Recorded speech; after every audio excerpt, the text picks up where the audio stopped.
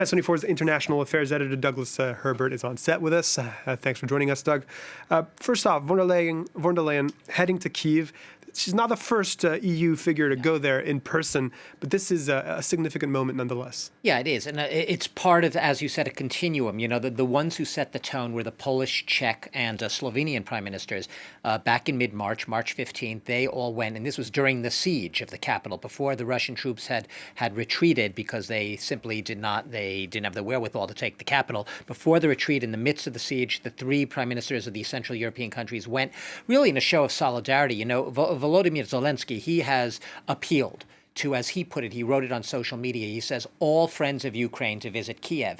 And it's more than just a PR stunt. He really wants to show that, you know, and he wants to demonstrate to his troops, to his people, that Ukraine is not alone. The world is very much there with them. And there's no better way to show that than to have the physical presence of Europe, your Western allies. You know, we've seen that it's a relentless pitch that the Ukrainian leader, president, has had to make to European parliaments, to capitals, on the weapons front, on the real help front. They've given up on the no-fly zone. They know they're not going to get boots on the ground from the Europeans. So they're sort of, you know, holding out now for weapons and things like that. But having the next best thing is having the leaders go there themselves, you know, to show that they are standing literally shoulder to shoulder with the Ukrainian president, with the prime minister.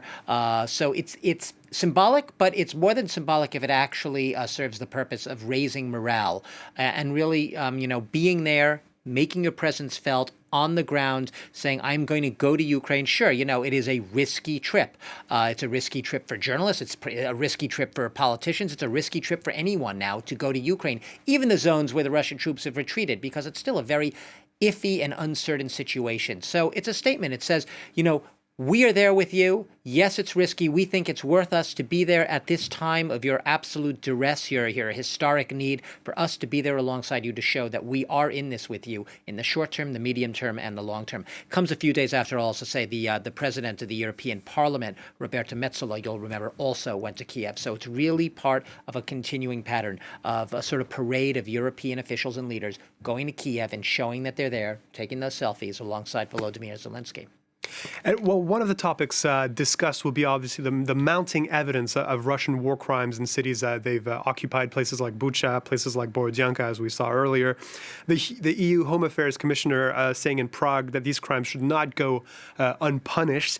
So can this uproar, this mobilization, have actually any impact on a war that on the ground seems to only be getting worse? Look, it is having an impact. You know, we saw the Ukrainian foreign minister appealing to, after his NATO meeting with foreign ministers yesterday, you know, appealing to the world, basically saying so far he has managed each time to break the wall of resistance among European leaders, saying he's asked for one thing, then he's tried to ask a little more. Each time they were a little reluctant, but as the war ground on and things got worse, they end up getting what they want. The problem is it's an extremely heavy lift for the Ukrainians. It's a constant persuasion campaign. The Europeans, yes, say they are on board with giving all the weapons. It's a crucial time, though, right now, because there's this sense that the war is shifting into that new phase, right?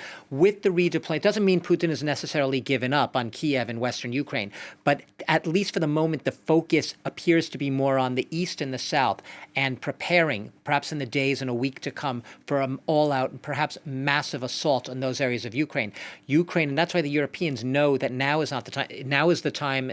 If you're ever going to do it now, as the foreign minister said. It may be too late soon to get heavier weapons, heavy weaponry. We've seen things like anti-aircraft weapons, anti-tank weapons, long-range air defense weapons. We now have a skirmish in Europe over tanks. It's not that the Europeans aren't on board for financing and giving the Ukrainians the weapons they need. In fact, Europe just yesterday upped financing for weapons 500 million euros. And so it's about a billion and a half euros to date in weapons financing. But what they really need are heavier and heavier weapons. They're not giving them the fighter jets that Ukraine ultimately would love to have. They're not getting that. But what about tanks? Germany's been a holdout on that. There are apparently fissures in the coalition. German Chancellor Olaf Scholz holding out against the tanks for now. Will those deliveries come through? So this is really, right now, a moment where everyone is watching. What will Europe do? Will the pressure that Ukraine's trying to exert on European leaders, will it pay off? Will Ukraine get what it needs and keep getting what it needs for a war that could last months, if not years, as the NATO Secretary General has warned? Douglas Herbert, thank you very much for those insights. And